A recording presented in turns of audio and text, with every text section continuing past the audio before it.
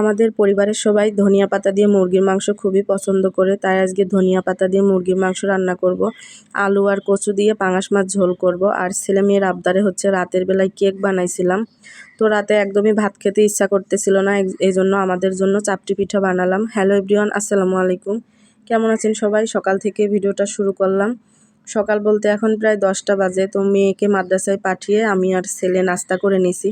তো নাস্তা করার পরে ভাত বসিয়ে দিয়ে ঘরটা গুছিয়ে ঝাড়ু দিয়ে ফেলছি।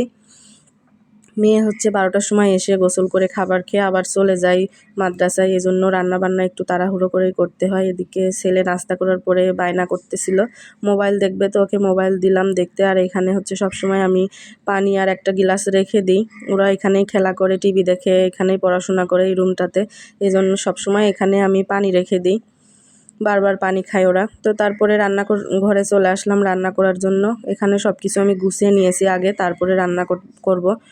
পাঙাশ মাছ আর হচ্ছে মুরগি মাংস ভিজিয়ে রাখছিলাম। তো এটা হচ্ছে মুরগির মাংস রান্না করব প্রথমে। তো সব কিছু আগে কেটে রাখছি যাতে রান্না করতে সুবিধা হয়। প্রথমে মুরগি মাংসটা রান্না করার জন্য এখানে হচ্ছে মশলাটা আমি কষিয়ে নিয়ে মুরগির মাংস দিয়ে দিলাম। এবার হচ্ছে মশলার সাথে ভালো করে ভেজে নিব মুরগির মাংসটা। তারপরে হচ্ছে কষানোর জন্য পানি দিয়ে দিব। আর মুরগির মাংসে কিন্তু একটু ঝাল বেশি না হলে ভালো লাগে না। আমার ছেলে মেয়ে হচ্ছে এখন ঝাল খেতে পারে, এই জন্য একটু ঝালটা বেশি দিই। মানে আমার হাজব্যান্ড একদমই ঝাল খেতে পারে না। তো এদিকে মাংস কষাতে কষাতে আমি হচ্ছে মাছ রান্না করার জন্য মশলাটা বেটে নিলাম। তো এবার হচ্ছে বেলকনিতে চলে আসলাম মুরগির মাংসের মধ্যে ধনিয়া পাতা দেওয়ার জন্য। ধনিয়া পাতা নিতে আসলাম বেলকনিতে।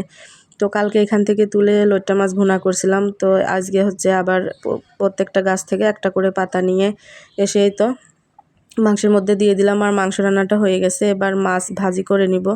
তো মাংস এভাবে ধনিয়া পাতা দিয়ে রান্না করলে কিন্তু খুবই ভালো লাগে। যারা এখনও এভাবে খান নাই একবার ট্রাই করে দেখতে পারেন। তো তারপরে তো মাছ রান্না করার জন্য এখানে মশলাটা কষিয়ে আমি আলু আর কচুটা দিয়ে দিলাম। তো একটুখানি পানি দিয়ে দিলাম কষিয়ে, তারপরে তো ঝোলের পানিটা দিয়ে দিলাম। এবার হচ্ছে মাছগুলো দিয়ে দিব। তো আজকে মুরগির মাংস কিন্তু অনেক ভালো হয়েছিল রান্না। আর আপনাদের ভাইয়া পাঙাশ মাছ খেতে চায় না, তরকারি খায় কিন্তু মাছ খেতে চায় না। তো তারপরে তো মেয়ে মাদ্রাসা থেকে চলে আসছে, আবার যাওয়ার টাইম হয়ে যাচ্ছে, ওকে খাবার দিয়ে দিলাম। তারপরে মেয়ে খেয়ে মাদ্রাসায় চলে গেছে। এদিকে আমি হচ্ছে রান্নাঘর থেকে এই বাসন রাখার একটা বের করে নিয়ে আসলাম।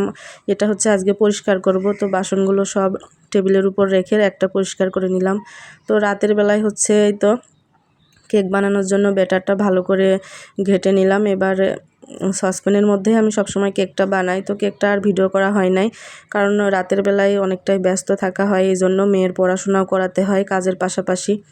আর ভিডিও আপলোডের কাজ তো আছেই। তো রান্না করতে একদমই মন চাচ্ছিল না, মানে ভাত খেতে মন চাচ্ছিল না। তো এখানে চাপটি পিঠা বানিয়ে দিলাম। এই চাপটি পিঠা দিয়ে কিন্তু মাংস খেতে ভালোই লাগে, মাংসের ঝোল দিয়ে খেতে বা তরকারির ঝোল দিয়ে খেতেও ভালো লাগে। আর এই তো মাংস কিন্তু এতটুকুই আছে, ঝোলটা একদমই বেশি দিলেও ঝোলটাই আগে শেষ হয়ে যায়। আর এই তো কালকে হচ্ছে পরোটা ডাল ভুনা করব। তো এখানে রাতের বেলায় বুটের ডাল ভিজিয়ে রাখলাম। আর রাতের বেলা আপনাদের ভাইয়া এখানে কিছু বাজার করে নিয়ে আসছে, জাম্বুরা, শসা, তারপরে পুঁই শাক, আরও কিছু জিনিস নিয়ে আসছিল। আর আপনাদের ভাইয়ার জন্য কিছু গেঞ্জি কিনে নিয়ে আসছিল। তো পরে আমাকে দেখাচ্ছিল কোনটা ভালো লাগে। তো এই ছিল আজকের ভিডিও। ভালো থাকবেন, আল্লাহ হাফেজ।